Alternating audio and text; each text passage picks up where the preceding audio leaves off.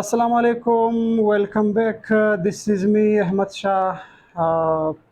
As we know that we have discussed two tenses, present continuous tense and past continuous tense. Today we are going to start future continuous tense. जैसे कि हमने दो tenses पढ़े हैं, present continuous tense है, एक past continuous tense है। तो आज हम पढ़ेंगे फ्यूचर कंटिन्यूस टेंस को। Today we will discuss the future continuous tense which means in Urdu पहले मुस्तकबिल जारी ज़माना। जैसे कि हमने स्टार्ट किया है from the definition of tense. Basically there are three tenses, each tense has four branches and first we have started the continuous family, present continuous, past continuous, and today we will go on start the future continuous tense. तो आज हम start करेंगे future continuous tense को। हर tense की तरह इस tense में भी तीन चीज़ें होती है।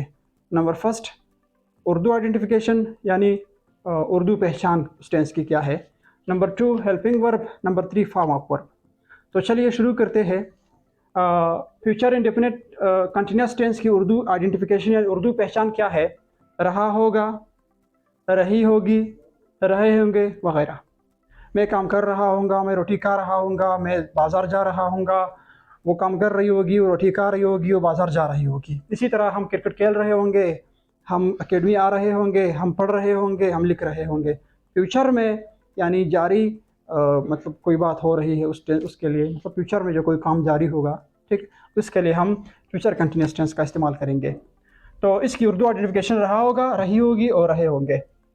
हेल्पिंग वर्ब इसकी क्या है, एक विल भी है, एक शेल भी है। तो मॉडर्न इंग्लिश में हम सब तमाम सब्जेक्ट के साथ हम विल भी इस्तेमाल कर सकते हैं, ठीक है।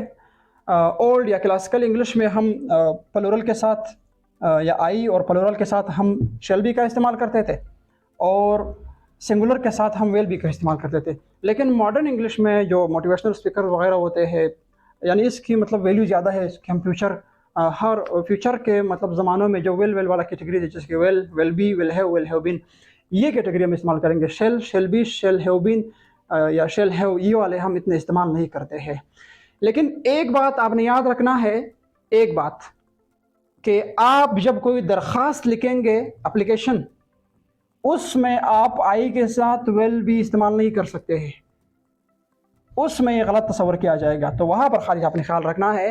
बाकी आप हर जगह में आप प्लूरल के साथ भी यही हेल्पिंग वर्ब इस्तेमाल कर सकते हो, ठीक है। जैसे कि आमतौर पर हम दरख्वास्त में लिखते हैं kindly grant me leave for one day, I shall be very thankful to you. तो वहाँ पर हम आई शेल बी का इस्तेमाल करते हैं। दरख्वास्त में खाली आप लोगों ने याद रखना है। बाकी आप हर जगह पर विल बी का इस्तेमाल कर सकते हो। I will be, he will be, she will be, they will be, we will be, ठीक है। नंबर थ्री, वर्ब, ठीक है। फ्यूचर पास्ट कंटिन्यूस में या प्रेजेंट कंटिन्यूस में बी first form of the verb with ING इस्तेमाल होता था, और फ्यूचर कंटिन्यूस में भी first form of the verb के साथ हम आईएनजी इस्तेमाल करेंगे। Play, playing, go, going, come, coming, eat, eating, drink, drinking. इसी तरह हम इसको इस्तेमाल करेंगे, ठीक। तो जैसे कि हमने और टेंसों का सिंपल फार्मूला पढ़ लिया, पास्ट कंटिन्यूस का, फ्यूचर प्रेजेंट कंटिन्यूस का, इसी तक इसका भी सिंपल फार्मूला बिल्कुल सेम टू सेम उसी तरह है। तीनों कंटिन्यूस टेंस का सिंपल फार्मूला जो है वो सेम है, ठीक है। जैसे कि सब्जेक्ट है, हेल्पिंग वर्ब है, first form of the verb है, आईएनजी है और ऑब्जेक्ट है, ठीक। तो सब्जेक्ट में आप कोई भी उठा ले, मैंने कहा था कि शख्स साथ विल भी इस्तेमाल कर सकते हैं। तो चले हम इधर से मिसाल के तौर पर ही लेंगे, ठीक है, सब्जेक्ट की जगह पर he, we, you, they, singular name, plural name, सब कुछ आप ले सकते हैं, ठीक है। हम इधर से ही लेंगे, ही। हेल्पिंग वर्ब कौन सा है, मैंने कहा था सबके साथ आप विल भी इस्तेमाल कर सकते हो।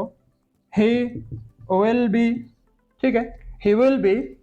यहाँ पर कोई वर्ब, ईटिंग, ड्रिंकिंग, कमिंग, सब कुछ आप लगा सकते हैं। चलो हम आज ईटिंग का लगा लेंगे।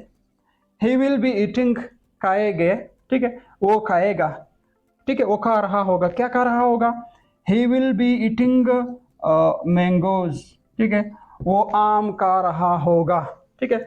ही will be eating food, he will be eating roast, he will be eating kebab, ठीक है, he will be eating fish, ठीक है, और maybe something, he will be eating a lot something, ठीक है, he will be eating rice, ठीक है। Each and everything you may take as object. Okay, so he will be eating rice या he will be eating mango, mangoes और mango जो भी है। Negative में क्या है, ही विल, विल और बी के दरमियान में हम नेगेटिव में क्या लगाते हैं, नॉट लगाते हैं। ही विल नॉट बी, ठीक है, he will not be eating mangoes, ठीक है, वो मैंगोज नहीं खा रहा होगा, वो आम नहीं खा रहा होगा। ओके, हम सवालिया की तरफ आते हैं। बाकी जो टेंसेस गुजर गए उसमें तो ये जो हेल्पिंग वर्ब था वो सिंगुलर वाला था, ठीक है, इसमें तो मतलब हेल्पिंग वर्ब के दो हिस्से होते हैं। तो हम क्या करेंगे, इसको तो शुरू में लेकर आएंगे, लेकिन विल और बी के दरमियान में हम ऑब्जेक्ट यानी सब्जेक्ट लगाएंगे, ठीक है। जैसे कि will he B eating mangoes, क्या वो आम खा रहा होगा, और आखिर में क्वेश्चन मार्क का हम लगाते हैं ऑल इंट्रोगेटिव सेंटेंसेस में। पहले भी कहा था कि इंट्रोगेटिव सेंटेंस तीन किस्म के होते हैं, या तो हेल्पिंग वर्ब से शुरू होगा, या मॉडल ऑक्सिलरी वर्ब से शुरू होगा, या आपके साथ वो WH वर्ड से शुरू हो जाएगा, और आखिर में क्या होगा, आखिर में उसका क्वेश्चन मार्क हम हमेशा पुट करते हैं, ठीक है। तो ये आपके साथ फ्यूचर कंटिन्यूस टेंस होगा, फ़ेल मुस्तकबिल जारी ज़माना है, उर्दू आइडेंटिफिकेशन रहा होगा, रही होगी, रहे होंगे, वो काम कर रहा होगा, वो रोटी खा रही होगी, वो ख़त लिख रहे होंगे, ठीक। Helping verb will be, shall be, हम सब के साथ विल बी यू में से ऑल राउंडर, यहाँ पर जो विल बी है वो क्या है, ऑल राउंडर है। तो आप शेल बी का इस्तेमाल भी कर सकते हैं। मैंने कहा था कि आपने खाली एप्लीकेशन लिखने के दौरान ख्याल रखना है कि आई के साथ आप शेल बी का इस्तेमाल करोगे, आप वहाँ पर आई को एज ऑलराउंडर नहीं ले, मतलब आई के साथ आप विल बी का इस्तेमाल नहीं कर सकते, वो गलत तस्वर किया जाएगा, ठीक है। वर्ब कौन सा है, first form of the with ING, not only in future continuous tense but also in past, present continuous tense and all perfect continuous tense we use first form of the verb with ING. ये थे हमारे साथ continuous के family. Present continuous हम लोगों ने पहले दफ़ा डिस्कस किया, फिर पास्ट कंटिन्यूअस को डिस्कस किया, आज हमने फ्यूचर कंटिन्यूअस टेंस को डिस्कस किया, ठीक है। अगर हम देख ले प्रेजेंट, पास्ट और फ्यूचर कंटिन्यूअस टेंस में, मिसाल के तौर पर आई खाली जगह प्लेइंग क्रिकेट, ठीक है, आई खाली जगह प्लेइंग क्रिकेट। अब अगर आपने इधर लगाया am, I am playing cricket, मैं क्रिकेट खेल रहा हूं, एम प्रेजेंट कंटिन्यूअस टेंस का हेल्पिंग वर्ब है। अगर आपने इधर लिखा कि आई वाज प्लेइंग क्रिकेट, मैं क्रिकेट खेल रहा था, पास्ट कंटिन्यूअस का टेंस हुआ। अगर आपने इधर लगाया कि आई विल बी प्लेइंग क्रिकेट, मैं क्रिकेट खेल रहा हूंगा, तो आप इस हेल्पिंग वर्ब्स को तब्दील करते हुए इन तीनों टेंसों में एक ही जुमले को इस्तेमाल कर सकते हो। सब्जेक्ट, हेल्पिंग ऑब्जेक्ट और वर्ब और ऑब्जेक्ट लगाए, बीच में खाली जगह छोड़ दे, एम लगाया तो प्रेजेंट कंटिन्यूअस, वाज लगाया तो पास्ट कंटिन्यूअस, और विल भी लगाया तो आपके साथ है फ्यूचर कंटिन्यूअस टेंस। ये हो गए हमारे साथ कंटिन्यूअस के फैमिली हम लोगों ने डिस्कस किया। इंशाल्लाह अगर ज़िंदगी रही तो आने वाले वीडियो में हम परफेक्ट फैमिली को शुरू करेंगे। Present perfect, past perfect, future perfect, ये तीन टेंसेज हम कंप्लीट करेंगे इंशाल्लाह। उसके बाद फिर परफेक्ट कंटिन्यूअस फैमिली की तरफ आएंगे, और उसके बाद फिर हम जाकर इंडिपेंडेंट टेंसेस को डिस्कस करेंगे। क्लियर? तो फिर इंशाल्लाह आहिस्ता आहिस्ता हम पैसिव वॉइस पढ़ेंगे, और उसके बाद जो भी ग्रामर में पहले लाजमी होगा उसको पढ़ेंगे। उसके बाद इंशाल्लाह डायरेक्ट और इनडायरेक्ट स्पीच को स्टार्ट करेंगे।